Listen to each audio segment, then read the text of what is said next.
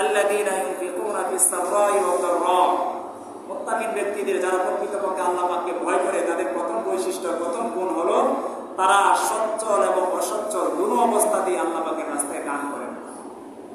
যখন তার কাছে সে 10 লক্ষ টাকার মালিক থাকে তখন ওই অনুযায়ী সে আল্লাহ পাকের কাছে দান করে। আবার যখন সে অসচ্ছলতা চলে আসে, 10,000 টাকার মালিক থাকে সে, তখন সেখান থেকেও সে তার সামর্থ্য অনুযায়ী দান করে। এই জন্য আল্লাহ তাআলা বলেছেন আল্লাযীনা ইউনফিকুনা ফিস সাররাই ওয়াদ দাররা, যে আল্লাহ পাকের রাস্তায় ওই সমস্ত ব্যক্তি যারা সচ্ছল এবং অসচ্ছল অবস্থায় দুনো অবস্থাতে আল্লাহ পাকের রাস্তায় দান করে। দানের গুরুত্ব অনেক বেশি। হাদিসের মধ্যে এসেছে যারা দান করে, যদি ওই দানকারী ব্যক্তির উপরে আল্লাহ পাকের রাগ থাকে, আল্লাহ পাকের কোনো গুসা থাকে, তাহলে ওই দান করার কারণে আল্লাহ পাকের সেই রাগ এবং গুসা ওই ব্যক্তির উপর থেকে উঠে যায়। সুবহানাল্লাহ। আমরা অনেক সময় দান বক্সের মধ্যে লেখা থাকে, আমরা দেখি না, দানে বিপদ কাটে, দানে বালা মুসিবত দূর হয়ে যায়। আপনার উপরে যদি কোনো শাস্তি, কোনো বিপদ আপদ আল্লাহ পাকের পক্ষ থেকে আরোপিত হয়ে থাকে, আর আপনি যদি দান করে দেন আল্লাহ পাকের রাস্তায়, তাহলে আল্লাহ তাআলা সেই রাগটা, সেই বিপদটা আপনার উপর থেকে সরিয়ে নেন। দানের অনেক গুরুত্ব। মদিনার সবচাইতে গরিব সাহাবী ছিল এক সময় বেলাল রাদিয়াল্লাহু তাআলা আনহু, বেলাল হাবশী, ইসলামের প্রথম মুয়াজ্জিন। এতই গরিব ছিলেন, এক বেলা খাইলে আরেক বেলা খেতে পারতেন না, একদিন খাইলে পরের দিন কি খাবেন সেই ব্যবস্থা ছিল না। সালাত আদায় করার মতো এরকম কোনো পোশাক ছিল না। নিজের লজ্জাস্থান ঢাকার মতো শুধু একটা জামা ছিল, গায়ে কাপড় দেওয়ার মতো, জামা দেওয়ার মতো কোনো পরিস্থিতি তার ছিল না। তাকেও আল্লাহ পাকের রাসূল নবী মুহাম্মদ রাসূলুল্লাহ সাল্লাল্লাহু আলাইহি সাল্লাম বলেছেন, হে বেলাল, আনফিক ইয়া বেলাল, হে বেলাল তুমি আল্লাহ পাকের রাস্তায় দান করো। কেননা তুমি যদি আল্লাহ পাকের রাস্তায় দান করো, আল্লাহ পাকের খাজানায়, আল্লাহ পাকের ভান্ডারে অভাব নাই, তোমাকে আল্লাহ তাআলা এর চাইতে 1000 লক্ষ গুণ বাড়িয়ে দিয়ে দিবেন। সুবহানাল্লাহ।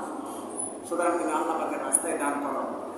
শুধু তাই নয়, এক হাদিসের মধ্যে এসেছে যারা গোপনে দান করবে, এমন ভাবে দান করবে, হাদিসের মধ্যে এসেছে পরজলন তাসাদ্দাকা বিসাদাকাতিন ফাআখাহা, কোন ব্যক্তি আল্লাহ পাকের রাস্তায় এরকম ভাবে দান করলো গোপনে, যে তার ডান হাত কি দান করলো বাম হাত টের পাইল না, বাম হাত কি দান করলো ডান হাত টের পাইল না। অর্থাৎ গোপনে, কাউকে দেখানোর জন্য না। মসজিদে এসে চুপি সারে 20 টাকা, 10 টাকা, 50 টাকা মসজিদে দান বক্সে, রাতের আধারে কোথাও যাইতেছে, রাস্তায় কেউ নাই, একজন গরিব মানুষ তার কাছে হাত পেতেছে, কেউ দেখে নাই, সে চুপ করে তার পকেট থেকে 5 টাকা 10 টাকা বের করে তার হাতে দিয়ে দিয়েছে।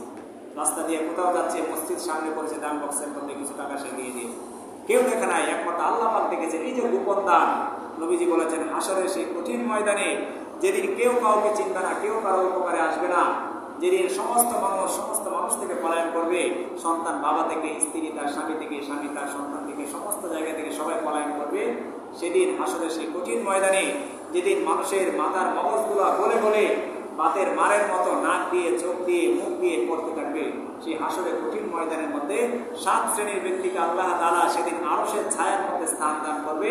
তাদের মধ্যে অন্যতম হলো এই এক ব্যক্তি যে গোপনে আল্লাহ পাকের রাস্তায় দান করে। সুবহানাল্লাহ।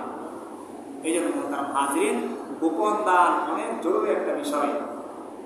বলতেছিলাম, যারা মুত্তাকি, যারা প্রকৃতপক্ষে আল্লাহ পাককে ভয় করে, তাদের প্রথম গুণ হলো, প্রথম বৈশিষ্ট্য হলো তারা আল্লাহ পাকের রাস্তায় দান করে, সচ্ছলতা অবস্থায় এবং অসচ্ছল অবস্থায়, দুটো অবস্থায় আল্লাহ পাকের রাস্তায় যখন যতটুকু তার সামর্থ্য থাকে তখন আল্লাহ পাকের রাস্তায় সে ততটুকু দান করে।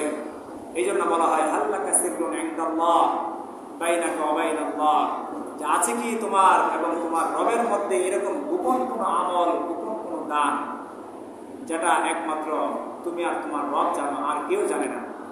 গোপন দান আল্লাহ পাকের কাছে অনেক প্রিয়।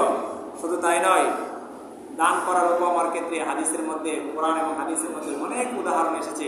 কোরআনের এক আয়াতের মধ্যে আল্লাহ তাআলা বলেছে, কোনো ব্যক্তি যখন আল্লাহর রাস্তায় কোনো একটা বিষয় 1 টাকা দান করে,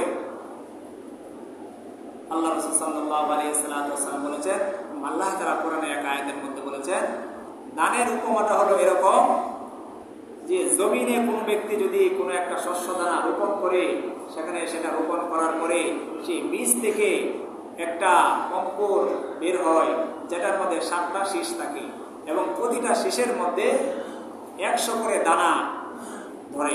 তো দেখা গেল যে একটা গাছ থেকে 7টা শীষ বের হলো, আর 7টা শীষের মধ্যে 100 করে দানা বের হলো, যার কারণে 700-তে পরিণত হয়ে গেল।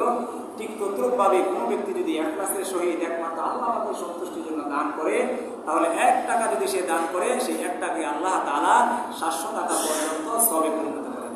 সুবহানাল্লাহ। এটা হলো দানের উপমা।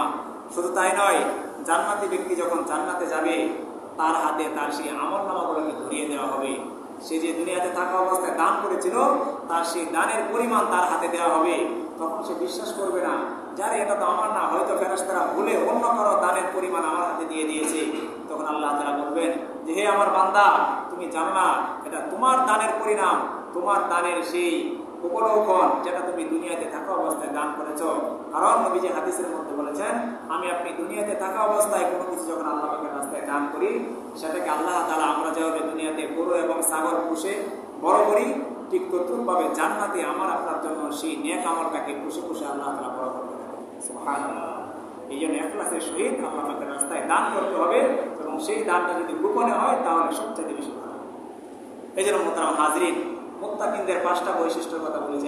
প্রথম বৈশিষ্ট্য হলো